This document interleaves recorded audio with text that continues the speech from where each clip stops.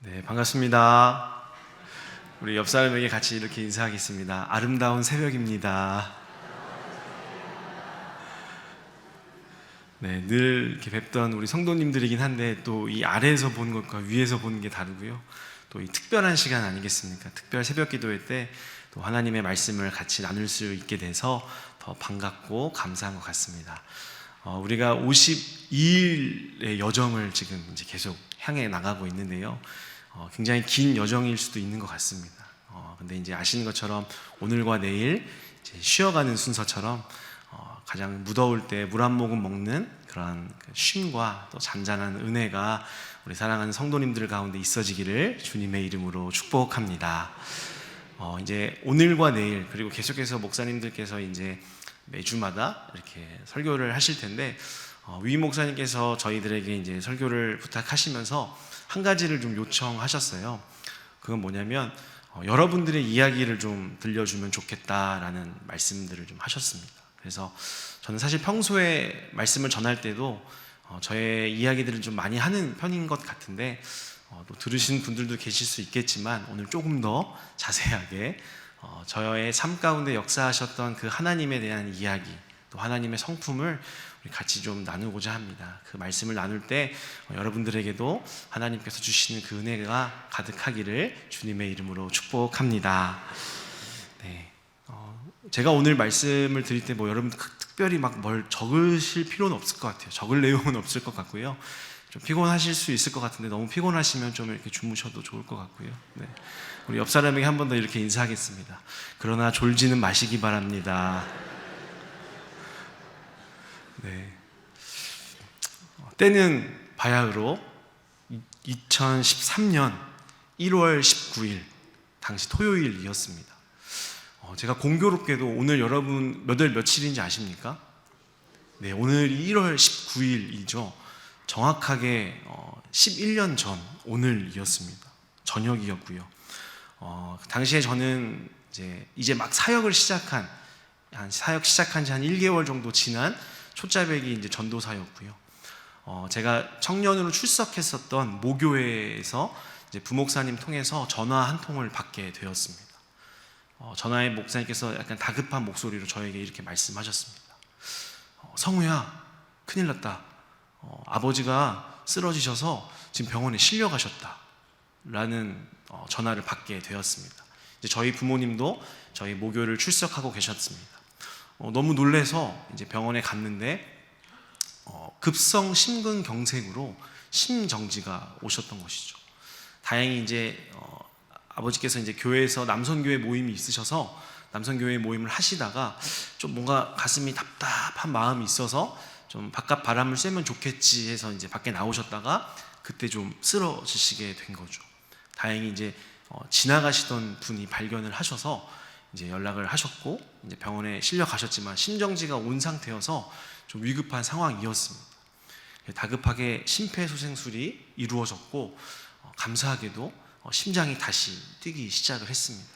너무 감사하다, 너무 다행이다. 이제 의식만 돌아오면 되겠다. 우리 같이 기도하자.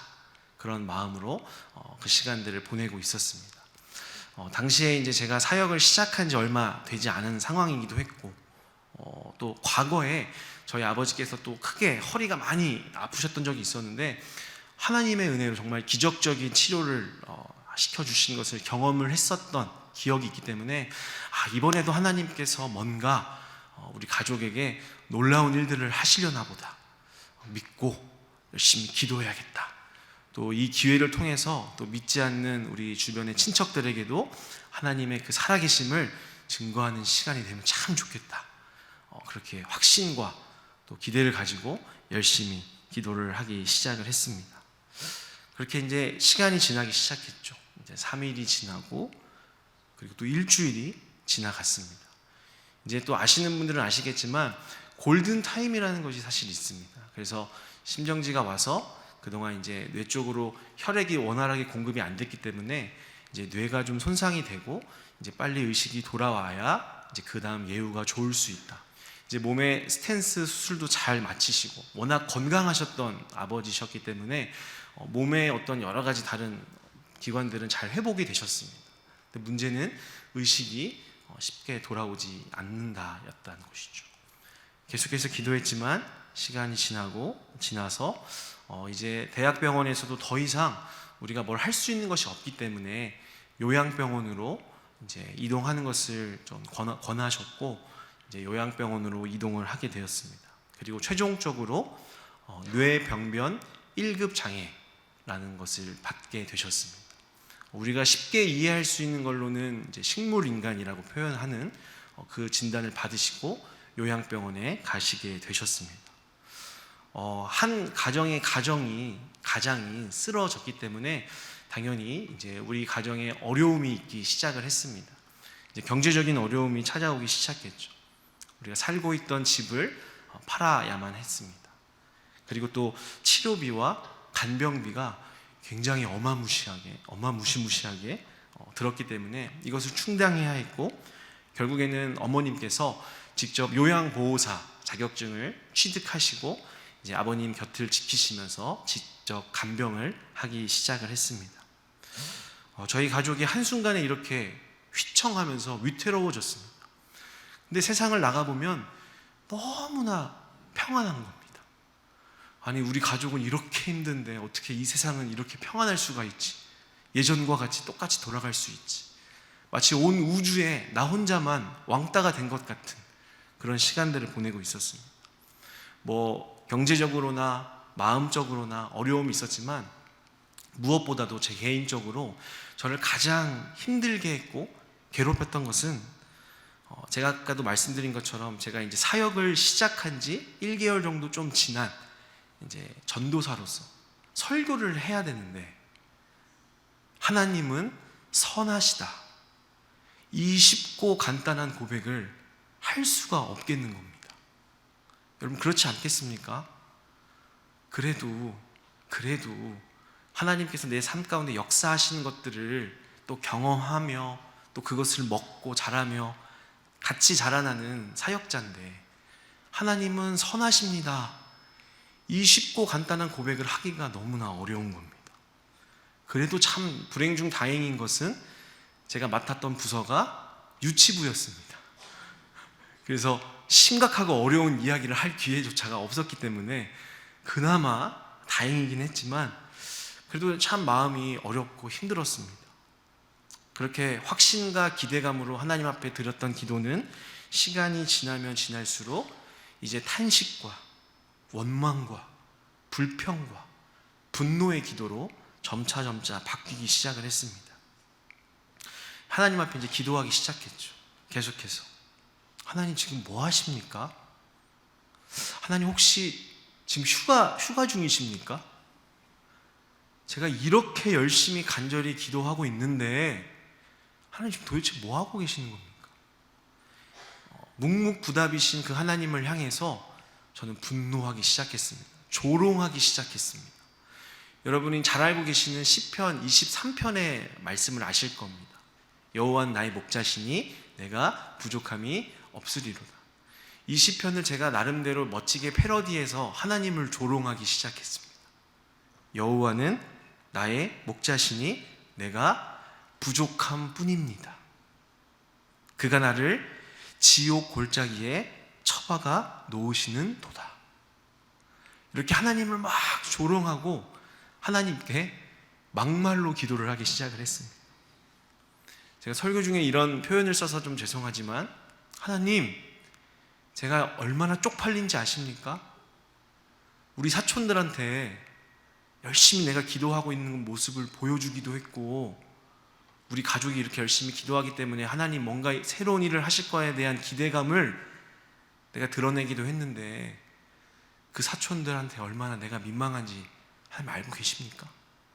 막말을 쏟아냈습니다.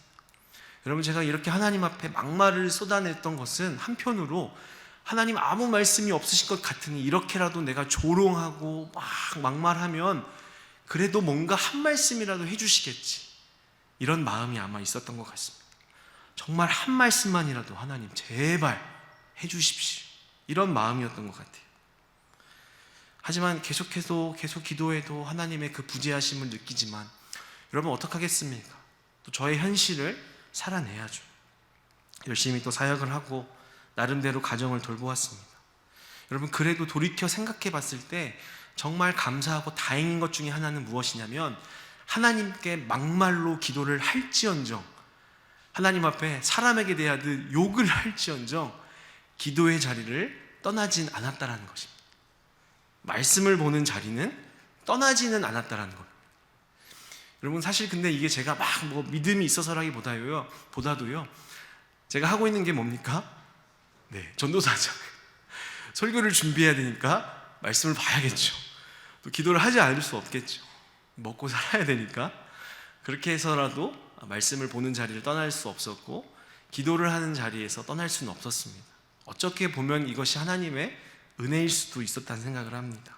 어쨌든 중요한 것은 이 자리를 떠나지 않았기 때문에 하나님께서는 결국엔 이 자리를 통해서 저에게 말씀을 건네오기 시작을 하셨습니다. 그래서 하나님이 어느 날 그렇게 한 3년 정도 지났던 것 같습니다. 이제 제 안에 있는 그 분노와 그 불평과 원망의 도끼가 좀 빠져나갔을 즈음에 말씀을 보는 어느 날 저에게 이 말씀을 주셨습니다. 오늘 우리가 같이 읽었던 예레미야 29장 11절의 말씀입니다. 우리 다시 한번 이 말씀을 같이 함께 봉독해 보도록 하겠습니다. 예레미야 29장 11절의 말씀입니다. 시작. 여호와의 말씀이니라. 너희를 향한 평안이요 재앙이 아니니라. 너희에게 미래와 희망을 주는 것이니라. 아멘. 네, 여러분, 이 말씀이 뭐 어떤 맥락에서 이런 말씀을 주셨는가, 이걸 모른다고 해도요, 이 말씀을 보시면 어떻습니까? 너무 참 좋은 말씀이구나 싶지 않습니까? 우리를 향하신 그 하나님의 마음이 뭔지를 말씀하시는 거예요. 직접. 재앙이 아니라 평안이다.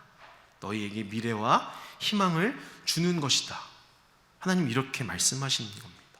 이게 뭐 어떤 상황에서 어떤 말씀이지 좀 궁금해서 자세히 살펴보기 시작을 했습니다. 이스라엘 민족이 하나님 앞에 범죄를 했습니다. 그래서 하나님께서 징계로 바벨론이라고 하는 나라에 의해서 멸망을 당하게 하시고 노예로 끌려가게 하신 거죠.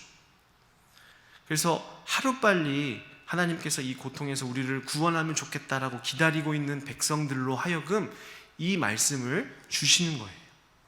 우리가 읽진 않았지만 5절부터 쭉 말씀하시는 것은, 얘들아 너희 빨리 돌아올 생각하지 말고 거기서 집도 짓고 밭도 가꾸고 거기서 결혼도 하고 자녀도 낳고 거기서 그렇게 살거라. 내가 때가 되면 너희들을 다시 구원해서 돌아오게 할 거야.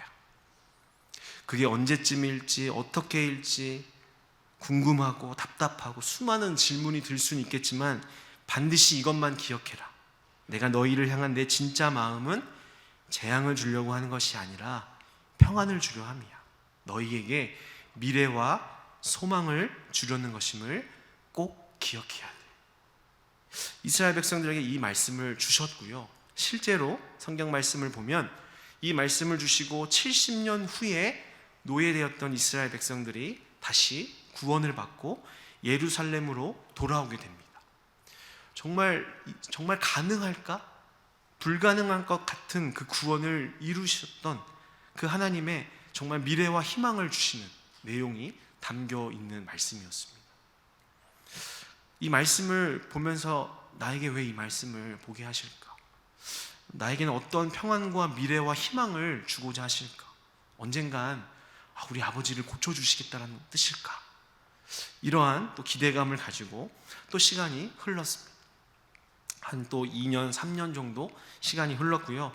하나님의 은혜로 이 와중에 우리 아까 목사님께서 소개해 주신 것처럼 또 사랑하는 아내를 만나서 결혼을 하게 됐습니다. 그리고 당시 저는 이제 소년부 목사로서 사역을 하고 있을 때였습니다. 이제 말씀 준비를 위해서 또 말씀을 이렇게 보고 묵상하고 있었습니다. 그때 이제 아내와 잠깐 전화 통화를 하게 됐습니다. 당시에 아내가 이제 노트북을 사용하다가 바이러스에 걸렸습니다. 여러분 바이러스 아시죠? 그 바이러스가 한때 되게 유행했던 바이러스인데요. 랜섬웨어라는 바이러스가 있습니다. 랜섬웨어. 여러분 혹시 들어보셨습니까? 네. 이 바이러스가 어떤 바이러스냐면, 이 랜섬이라고 하는 뜻이요, 납치, 유괴된 사람의 몸값이라는 뜻이 있습니다. 우리가 유괴범이 납치를 하면 몸값을 요구를 하잖아요. 그래서 그 몸값을 받으면 이제 유괴하고 납치한 누군가를 이렇게 풀어주는, 이런 것처럼 컴퓨터에 이 바이러스가 들어가면 데이터들이 있지 않습니까? 여러 가지 파일들, 자료들을 납치를 하는 겁니다. 암호를 다 걸어 놓습니다. 그래서 돈을 지불을 해야 이 암호된 데이터를 다시 풀어주는, 이런 납치 유괴범 같은 그런 바이러스가 이 랜섬웨어 바이러스였습니다. 그래서 저희 아내도 이 컴퓨터가 이 랜섬웨어 바이러스에 걸려서 이것을 수리하러 AS 센터에 간 거죠. 근데 거기서 어떤 한 아주머니 고객을 봤는데 그 본 이야기를 저한테 들려주었습니다. 그 아주머니도 사용하던 노트북이 랜섬웨어 바이러스에 걸려서 기사님한테 고쳐달라고 이제 이야기를 한 거죠. 근데 이 기사님이, 아주머니 죄송해요, 이거는 고쳐드릴 수가 없어요, 수리가 불가능합니다 라고 이야기를 한 거죠. 그러자 이 아주머니가 엄청나게 오열을 하면서 울면서 이렇게 이야기를 했다는 거예요. 어떡해요, 이 노트북에 우리 사랑하는 우리 내 자녀들, 우리 식구들 그 추억에 담겨있는 사진이랑 이런 거 다, 동영상이랑 다 들어있는데 어떡해요 라고 그렇게 이야기를 하더라 라는 그런 이야기를 저한테 들려줬습니다. 별거 아닌 일상적인 이야기죠. 그 이야기를 끊고 이제 또 말씀을 보려고 이렇게 하고 있는데, 그 아주머니의 그 말이 생각이 나면서 어쩜 내 상황과 참 많이 닮아 있다라는 생각을 하게 되는 겁니다. 아버지의 질병이란 바이러스 때문에 우리 가족도 웃음과 기쁨과 또 더 행복할 수 있었을 그 추억들까지도 다 빼앗겼구나, 다 납치당했구나, 그냥 이런 생각이 들었습니다. 그렇게 해서 다시 말씀을 또 펼쳐서 계속해서 보고 있었습니다. 그런데 하필 그때 보고 있었던 말씀이 마가복음 10장 45절의 말씀이었습니다. 네, 여러분 한번 성경책 갖고 계신 분들은 한번 펼쳐보시면 좋겠습니다. 신약성경 마가복음 10장 45절의 말씀이었습니다. 네. 열심히 성경을 이 새벽 기도에 찾으시는 것 같습니다. 자막이 없어서 더 좋은 것 같습니다. 네, 신약성경 마가복음 10장 45절을 펼치셨으면 우리 같이 함께 한 목소리로 읽어보겠습니다. 네, 시작. 인자가 온 것은 섬김을 받으려 함이 아니라 도리어 섬기려 하고 자기 목숨을 많은 사람의 대속물로 주려 함이니라. 아멘. 이 말씀을 제가 보고 있었습니다. 그때 제가 영어 성경을 같이 좀 참고해서 이렇게 보고 있었는데요, 여기에 보니까 대속물이라고 하는 단어의 영어가 여러분 뭔지 아십니까? 랜섬이라고 하는 단어를 사용하고 있는 겁니다. 와, 이게 그 똑같은 그 랜섬인가 싶어서 제가 더 열심히 찾아봤습니다. 그런데 맞는 겁니다. 성경 말씀에 랜섬이라고 하는 단어가 사용되고 있었던 것이죠. 그렇지, 예수님이 이 땅에 오신 목적, 바로 대속물, 랜섬, 납치 유괴된 사람의 몸값이 되기 위해서 오셨지. 죄로 인해서 사탄에게 유괴되어서 영원히 지옥 속에서 살 많은 사람들의 그 몸값이 되어서 우리 모두를 다시 되찾기 위해서 오셨지. 그렇지. 이 말씀 우리가 잘 알고 있는, 저도 잘 알고 있는 말씀이었는데요, 다시 새롭게 해석되면서 제 삶 가운데 새롭게 말씀하시는 그 하나님의 음성을 들을 수가 있었습니다. 여러분, 아버지의 이 일이 있고 나서요, 오랜 시간 기도해도 낫지 않는 이 상황 속에 제 마음 가운데 가장 큰 아픔과 섭섭함, 서러움은요, 아버지께서 아프지 않으셨다면 함께 할 수 있었을 수많은 추억, 또 행복, 웃음과 기쁨들, 이것들을 누리지 못하는 것, 더 이상 이 땅에서 누리지 못한다는 것이 속상했습니다. 그리고 이렇게 살고 끝나버릴 것이라는 두려움이 제 마음을 항상 늘 괴롭히고 있었습니다. 근데 오늘 이 말씀을 통해서 예수님이 깨닫게 해주셨던 것은 무엇이냐면, 그렇게 끝나는 것이 아니야. 이 땅에서의 삶은 너에게 허락한 인생 전체 중에 하나의 과정이고 그 이후가 반드시 있어. 여러분, 우리 다 알고 있죠. 예수님을 믿는 사람이라면 모두가 고백을 합니다. 특별히 장례식장에 가면 모두가 고백을 합니다. 우리에게는 부활이 있고 그 이유가 있다는 것을 우리는 고백합니다. 그런데요, 이 말씀을 통해서 나는 정말 진짜 부활 이후의 그 삶을 진심으로 사모했나? 진짜 기대했나? 진짜 믿었는가? 잘 안 믿었던 것 같아요. 예수님께서 저에게 말씀하기 시작하셨습니다.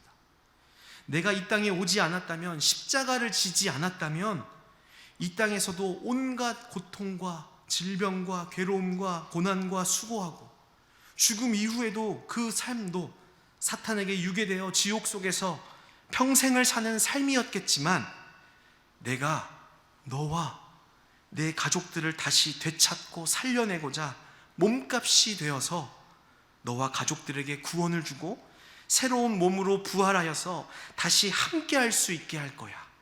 그것도 영원토록. 그렇구나. 그래.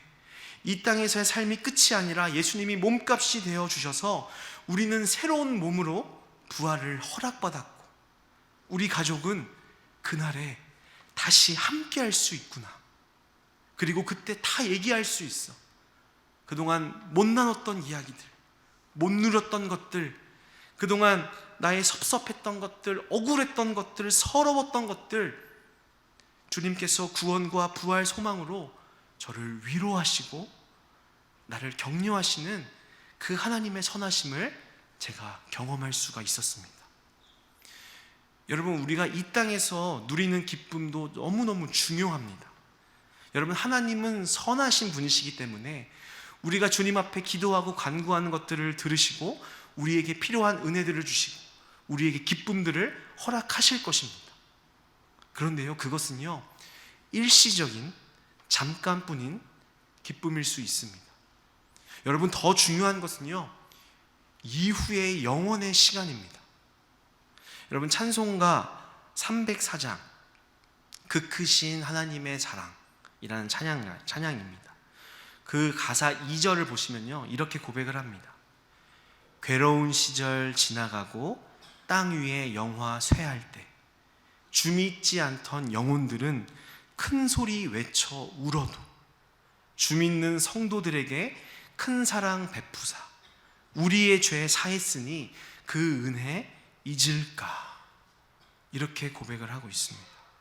아, 하나님께서 나에게 말씀하셨던 너희를 향한 나의 생각, 그것은 평안이지 재앙이 아니라는 말씀, 너희에게 미래와 희망을 주는 것이야 라고 하신 말씀이, 그 의미가 이것일 수 있겠구나, 이것을 발견할 수 있었습니다.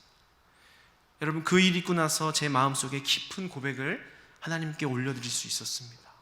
하나님, 감사합니다. 하나님은 선하신 하나님이십니다. 내가 기대했던 대로 이 땅에서의 결말을 혹시 맞이할 수 없을지도 모르겠지만, 그리고 11년이 지난 지금도 여전히 병상 가운데 누워 계시지만, 그렇지만 내 마음속에 있는 그 서러움, 섭섭함, 그것을 아시는 선하신 하나님께서 허락하신 구원과 부활 때문에 하나님, 나는 여전히 하나님께 감사할 수 있습니다. 부활의 그날이 있음에, 그날을 허락해 주심에 하나님, 당신은 여전히 내게 선하신 분이십니다. 이것을 고백할 수 있게 되었습니다. 여러분, 성경과 기독교의 그 역사들을 보면요, 정말 수많은 순교자들이 있었습니다. 그렇죠. 여러분, 그들이 어떻게 수많은 인생의 고난 앞에서도 또 죽음 앞에서도 기뻐하고 감사하고 소망을 갖고 있었겠습니까? 그들이 바보가 아니었습니다. 여러분, 그들이 그럼에도 불구하고 신앙을 포기하지 않고 기꺼이 기쁨으로 순교할 수 있었던 이유가 무엇이었겠습니까?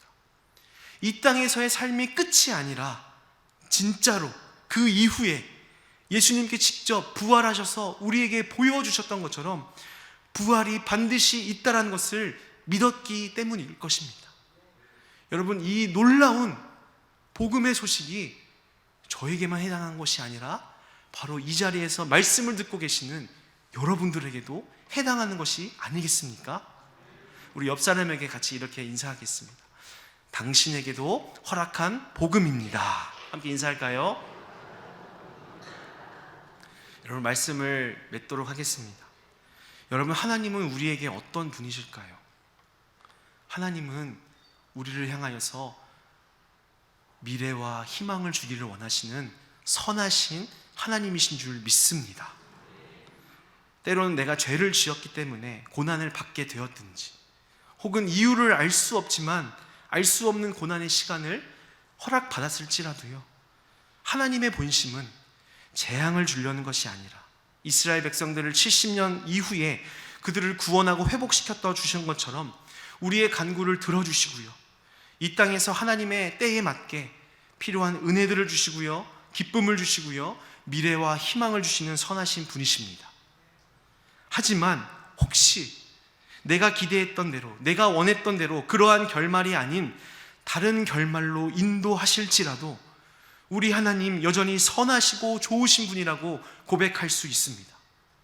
하나님의 본심은 우리에게 재앙이 아니라 평안이고 미래와 희망을 주시는 분이라고 여전히 고백할 수 있습니다. 왜 그렇습니까?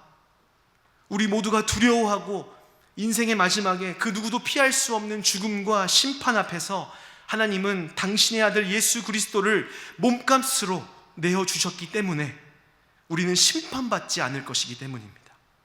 이 땅에서 못 누려서 서럽고 섭섭하고 억울했던 그 마음을 위로하시며 우리에게 부활의 새로운 몸을 주실 것이고 그 영원하신 나라에서 갚아주시고 누리게 하실 것이기 때문에 우리는 여전히 하나님 선하십니다 라고 고백할 수 있는 줄 믿습니다. 우리 다시 한번 옆 사람에게 정말 믿음을 가지고 고백하겠습니다. 하나님은 선하신 분이십니다. 함께 인사할까요? 아멘. 여러분, 이렇게 우리에게 참된 평안과 미래와 희망을 주시고자 하시는 그 하나님의 본심, 하나님의 마음을 기억하시고 어떠한 역경과 고난 속에서도 하나님 때문에 위로받으시고 하나님 때문에 기쁨과 소망을 갖고 살아가시는 모든 신일의 성도님들 되시기를 주님의 이름으로 축복합니다.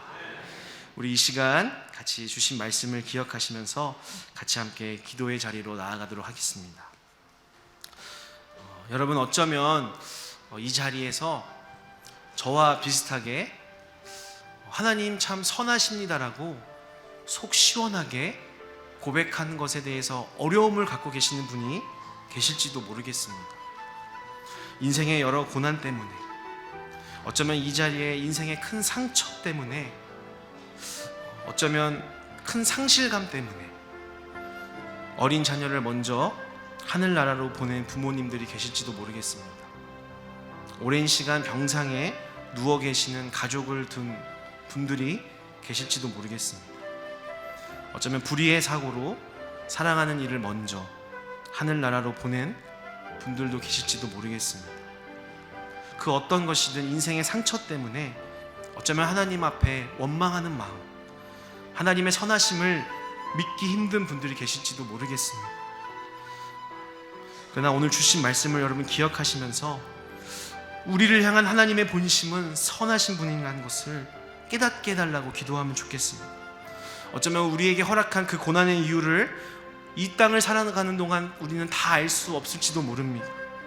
하지만 우리가 하나님의 선하심을 어디에서 확인할 수 있겠습니까? 우리에게 허락하신 영생의 구원, 그 부활, 이것을 우리에게 허락하신 것이 얼마나 큰 축복이고 은혜인지를 하나님 이 시간 깨닫게 하셔서 혹시 이 땅을 사는 동안 내 뜻대로 내가 원하는 대로 되어지지 않을지라도 하나님이 허락하신 그 영생의 구원과 부활로만으로 우리 하나님 선하신 분입니다라고 고백할 수 있는 믿음을 달라고 이 시간 간절한 마음으로 우리 같이 함께 주님의 이름을 부르시며 함께 기도하도록 하겠습니다.